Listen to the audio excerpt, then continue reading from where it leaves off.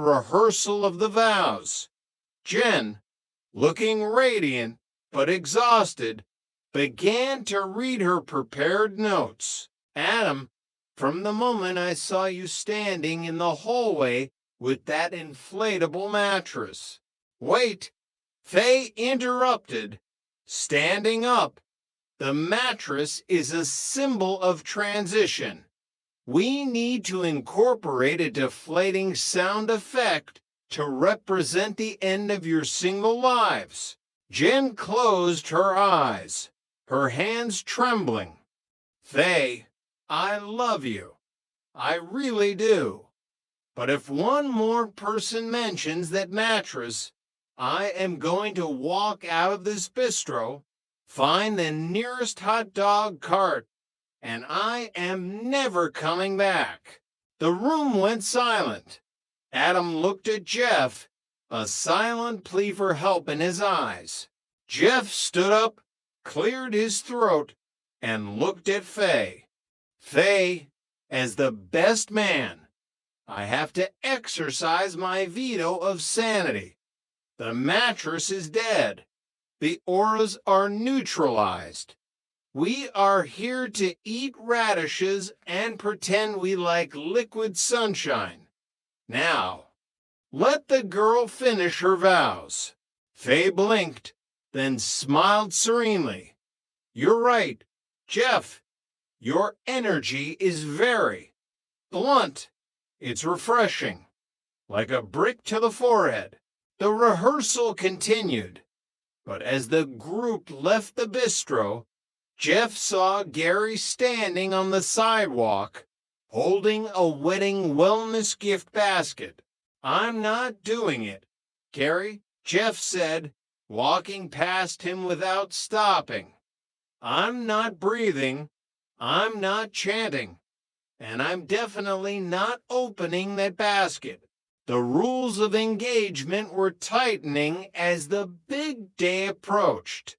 In a city of 8 million people, 5 of them were about to face the ultimate test: a New York wedding, a best man speech, and the terrifying possibility that average was about to become legendary. Novelization notes.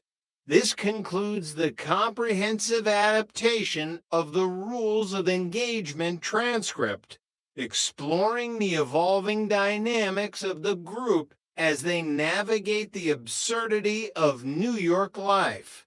Rules of Engagement, a novelization of life, marriage, and the pursuit of the perfect waffle. Chapter 1, The Syrup Protocol. The morning sun over Manhattan always had a way of making the interior of the diner look like a staged set for a play about midlife complacency. The smell of burnt decaf and industrial strength maple syrup hung heavy in the air, a scent that Jeff Bingham had come to associate with the bedrock of his existence. To Jeff, the diner wasn't just a place to eat, it was a sanctuary of routine, a place where the chaos of the city outside was filtered through the comforting clatter of porcelain plates and the reliable rhythm of a revolving toaster. Jeff sat across from his wife, Audrey. They had been married for 12 years, a span of time that, in New York years, was equivalent to 3 lifetimes and several minor wars. Jeff was currently engaged in what he considered a delicate engineering project, his breakfast. He held the plastic syrup dispenser with the steady hand of a diamond cutter, his eyes narrowed in intense concentration. "What are you doing?" Audrey asked, her voice tinged with that specific brand of weary curiosity that only long-term spouses possess. She had seen this 1,000 times, yet the sheer dedication Jeff brought to his waffles never ceased to fascinate and slightly alarm her. Jeff didn't look up. He was focused on the third row of the grid. I like to fill up each little waffle hole with syrup. It's about distribution, Audrey, consistency. If one hole is dry, the entire structural integrity of the bite is compromised. It's a matter of physics and flavor equity. Audrey leaned back, watching the methodical drip. Really, this is going to be happening for the rest of our lives. Every Sunday, I have to watch you perform surgery on a frozen egg derivative. Jeff paused, the syrup string snapping. He looked at her with genuine surprise. Well, how do you do it?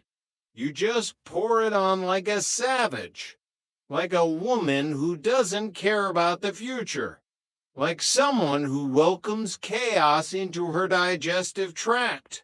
Audrey gestured to his plate with a smirk. Ha! You missed 3 holes on the left flank.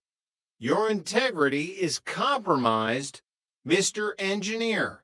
Jeff grumbled, readjusting his aim. This was their rhythm. It wasn't Shakespearean, but it was theirs.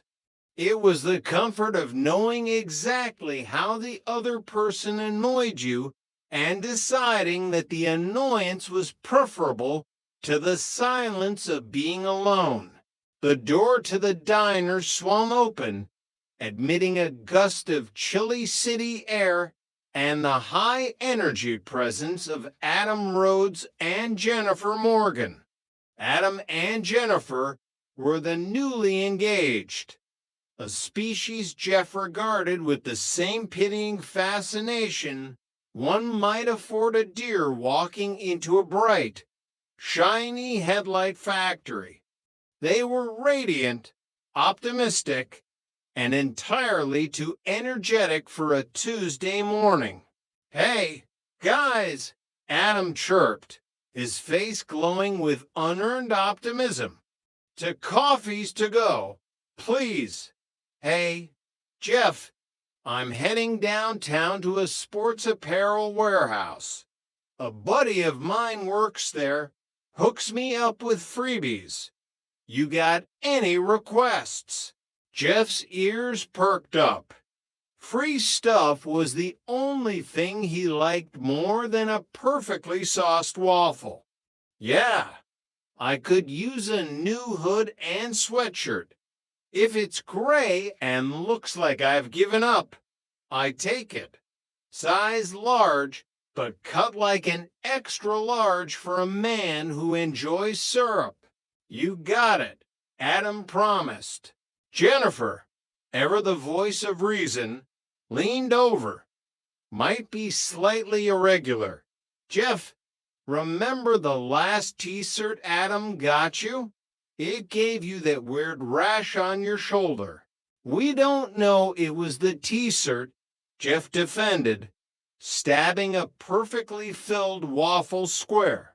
I was in several questionable hot tubs that week. It was a high-risk period for my skin. The shirt was just an innocent bystander in a fungal crossfire. As Adam and Jennifer hurried off to their bright, shiny future, the booth next to Jeff was suddenly occupied by Russell Dunbar. Russell was the outlier of the group of wealthy, sharp-tongued bachelor whose primary hobbies included expensive suits, dodging commitment, and insulting Jeff's physique. Hey, what's up, Kong? Russell sneered, sliding into the seat with the grace of a man who spent more on his shoes than Jeff spent on his car. Jeff sighed. Whatever it is that makes you feel safe enough to call me names like that. Russell, it's going to fail you one day. Likely in an alleyway where I am the only one with a heavy blunt object. Chapter 2. the pale knight, and the playground bully. Russell Dunbar did not have a type so much as he had a target audience. His